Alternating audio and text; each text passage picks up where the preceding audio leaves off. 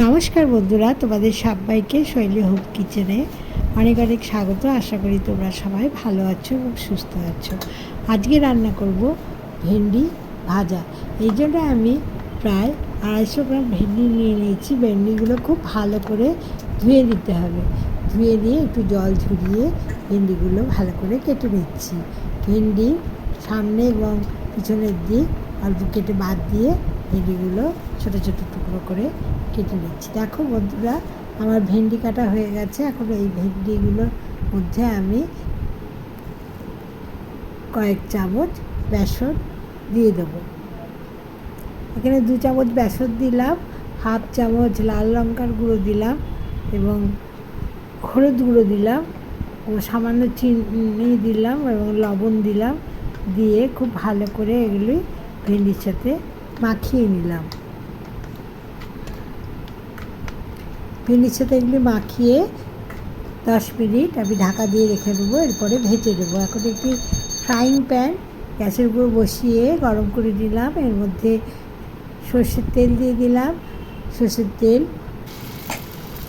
গরম হয়ে যাওয়ার পর এর মধ্যে বেসন দিয়ে মাখানো ভেন্ডিগুলো এক এক করে দিয়ে দিলাম। সমস্ত ভেন্ডি একবারে দিয়ে ভাজবো না। এই যতটা ভেন্ডি আমি মাখিয়েছি 3টে স্টেপে আমি ভেজে নেব। দেখো, প্রথমে ভেন্ডিগুলো দিয়ে দিলাম। ভালো করে নেড়ে চেড়ে উল্টে পাল্টে একটু লাল লাল করে ভেজে দিতে হবে। যেহেতু আমি এই ভেন্ডি বেসন দিয়ে মাখিয়ে নিয়েছি, তাই জন্য এর জন্য তেলও কম লাগবে এবং ভেন্ডিগুলো মুচমুচে হবে খেতে। দেখো, প্রথম ব্যাচে ভেন্ডি ভাজা হয়ে গেছে। এইভাবে আমি দ্বিতীয় এবং তৃতীয় ব্যাচে ভেন্ডি ভেজে নেব। এই ভেন্ডি ভাজা বাচ্চারা খেতে খুব পছন্দ করে। গরম ভাতেও এই ভেন্ডি ভাজা খেতে খুব ভালো লাগবে। আপনারা ভেন্ডি এইভাবে ভেজে দেখতে পারেন। আশা করি আপনাদেরও ভালো লাগবে। একঘেয়ে ভেন্ডি ভাজা বা ভেন্ডির তরকারি সবসময় খেতে ভালো লাগে না, তাই জন্য বাচ্চাদের এইভাবে ভেজে দিলে বাচ্চারা খুব খুশি হয়ে ভাতের সাথে ভেন্ডি খেয়ে নেবে বা অনেক সময় শুধু শুধু ভেন্ডি ভাজা খেয়ে নিতে পারবে।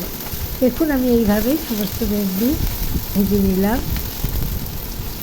আশা করি আজকের এই রেসিপি আপনাদের খুব ভালো লাগবে। আপনারা বাড়িতে এইভাবে ভেন্ডি ভেজে দেখতে পারেন।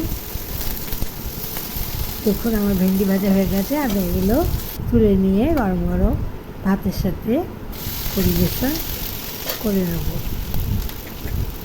আজকের রেসিপি এই পর্যন্তই। আজকের রেসিপি যদি আপনাদের ভালো লাগে, লাইক শেয়ার ও কমেন্ট করবেন এবং শৈলী হোম কিচেন চ্যানেলটি বেল আইকন সমেত সাবস্ক্রাইব করবেন। আবার দেখা হবে আগামী পর্বে অন্য কোনো রেসিপি নিয়ে। সবাই খুব ভালো থাকবেন, সুস্থ থাকবেন।